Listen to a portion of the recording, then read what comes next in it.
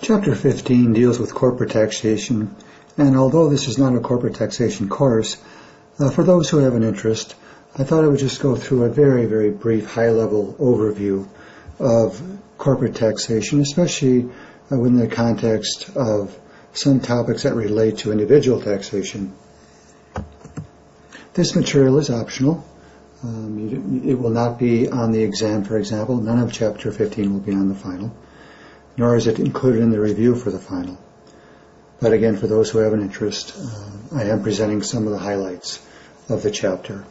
So, for example, corporations are legal entities. So the charters are established under state law, and that is different than the pass-through entities we've been dealing with, such as partnerships and S corporations, because those entities, those partnerships and S corps, were not legal taxable entities. However, corporations are taxable entities and therefore subject to taxation. And corporations can use the cash basis method, which most small companies use, as well as the accrual basis method, as long as their gross receipts are not less than or equal to $25 million.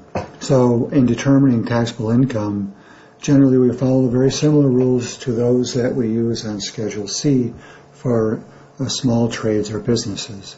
But there are some very important distinctions between how we record and measure corporate taxable income, especially when it comes to reconciling on Schedule M, for example, on Form 1120, the book income and balance sheet with taxable income and balance sheet.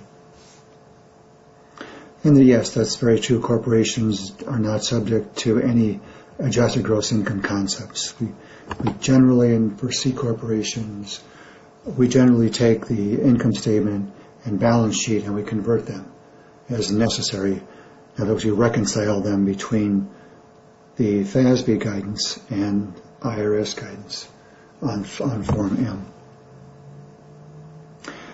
And unlike small businesses or capital gains that are deductible for individuals up to $3,000 per year, that provision is not allowed for C corporations.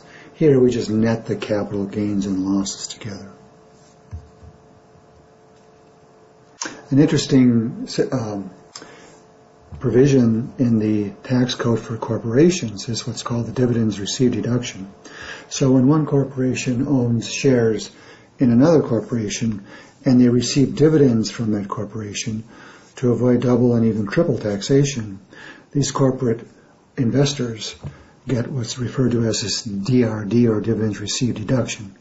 So, for example, if a corporation owns 20% of another corporation, they get a 50% deduction for any dividends they receive. If the corporation invests and holds between 20 and 80% of the investee's stock, then they get a 65% dividends received deduction. So that is only 35% of the dividends. 1 minus 65% would be taxable. And then finally, if the investor corporation owns 80% or more of the investee corporation stock, then none of the dividends received by the investee stock would be taxable to the investor's company. And corporations also make estimated payments like individuals do, and small businesses.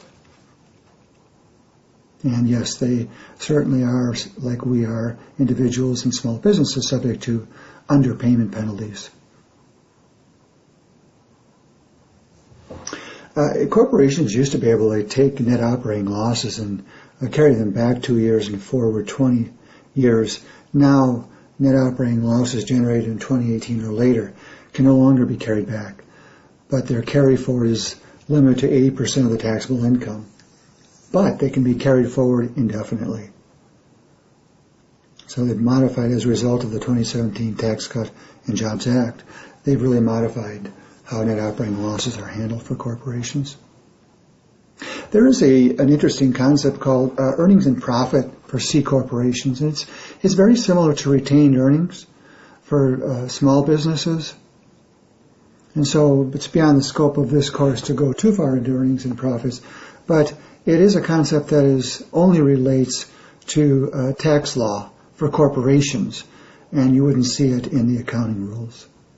And the reason earnings and profits are particularly important for C corporations or corporations who would file in Form 1120 is that any distributions of cash or property made by the corporation are subject to earnings and profits rules, and that determines the taxability of any distributions such as dividends to the shareholders. And certainly no dividends are ever deductible by the corporation. Dividends are just a liquidation of usually earnings. They are relationships that are formed based on how much one corporation owns another. And in the tax code, if you own at least 80% of another company, you're considered generally the parent or the controlling interest of that company. And you can elect to file a consolidated return. So this consolidated tax return means that you can group together the parent and the subsidiary tax returns and file as one return. Once you elect to file as a consolidated entity, then this election cannot be changed in all future tax years.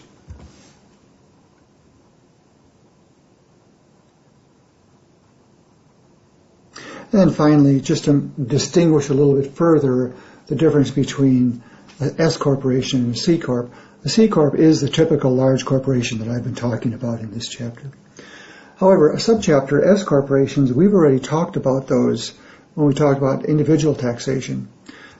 S corporations, yes, they're corporations, but they're pass-throughs generally, with a very significant but specific exception regarding corporate shareholders. But in most cases, a subchapter S corporation itself, just like a partnership, does not pay tax. The income is passed down on K1 to the shareholders, and then the shareholders pay the tax. And so we've talked about S corporations before in this course. If you have any questions on this overview of C corporations or would like to know a little bit more about them, please feel free to contact me.